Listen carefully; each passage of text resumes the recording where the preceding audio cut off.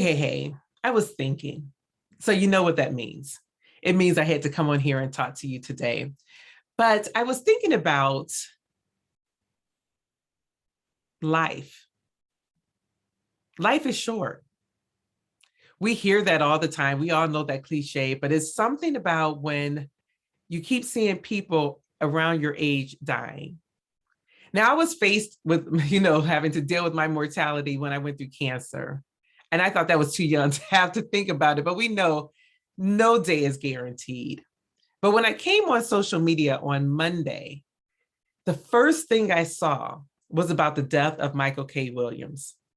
And when I saw that, I just wasn't ready. I turned off my IG and just said, I'll come back to it another time. And I didn't come back to it until Tuesday because it's just a dark time in this world right now. I mean, with everyone dying from the coronavirus and people dying from these drug overdoses, it's just dark.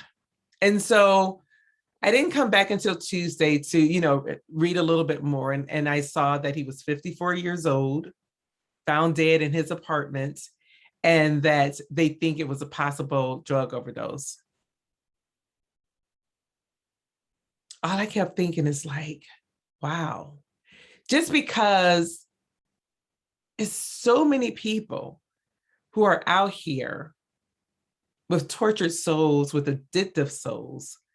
And I just saw the other day, I think it was this weekend, where some comedians had passed away from a drug overdose.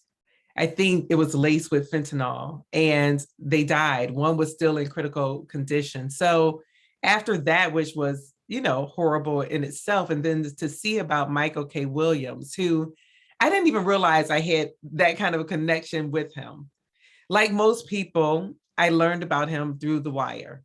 The Wire, I'm sure most of you have seen it. If you haven't, it was a great show. I mean, I don't know that it was what it was, but it was our introduction to Idris Elba, but it was also our introduction to the character Omar Little. And Omar was complex and crazy.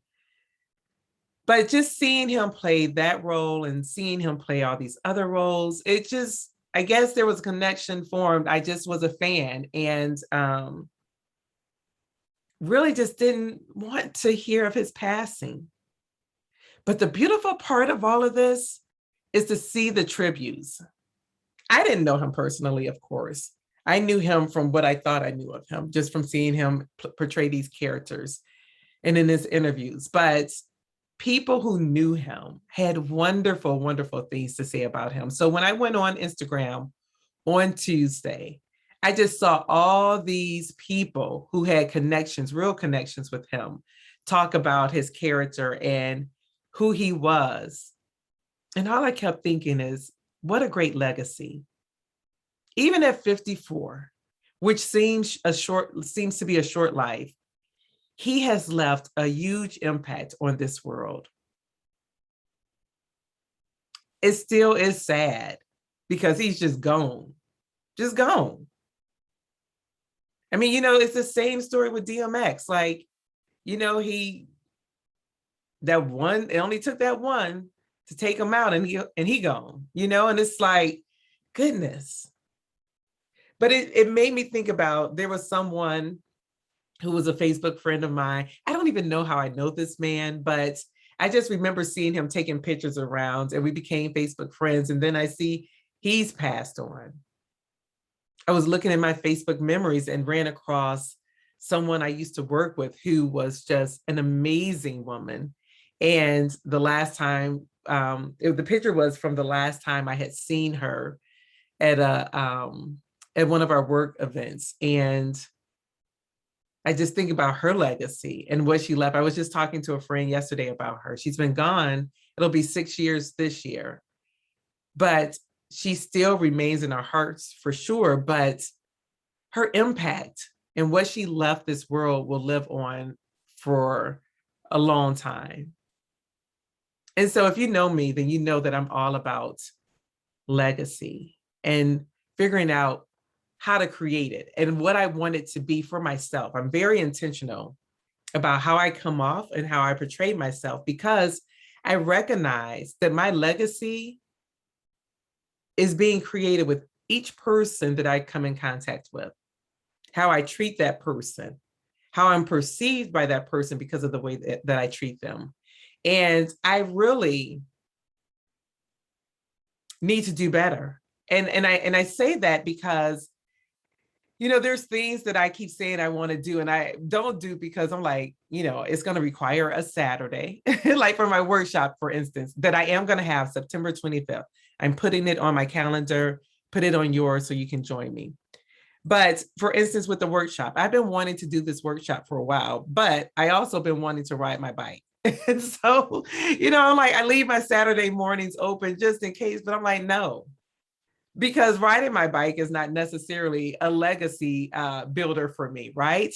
But if I can help people be intentional about their lives and what it is that they want for themselves and going after it, then that is what I should be doing. I need to be walking in my purpose at every moment and not being selfish because I want to ride my bike because it's a nice Saturday. So, you know, I just want to share that with you because I really want you to think about your legacy. What are people saying about you? What are you putting out there in the world that people will remember you for? Like, we have to be intentional. We have to be intentional. We get to create it. Go figure. And we only can create it by doing and being. And so what are you doing? And who are you being? That's the question I want to ask you today, because it just warmed my heart, even though I do mourn this guy's death. It warmed my heart seeing how many people were touched by him and what wonderful things they had to say about him. I wish I would have known him. I wish I would have known who he was as the person and not as the actor. So I just ask you to think about your legacy and what you're creating, and be intentional with it. Be intentional.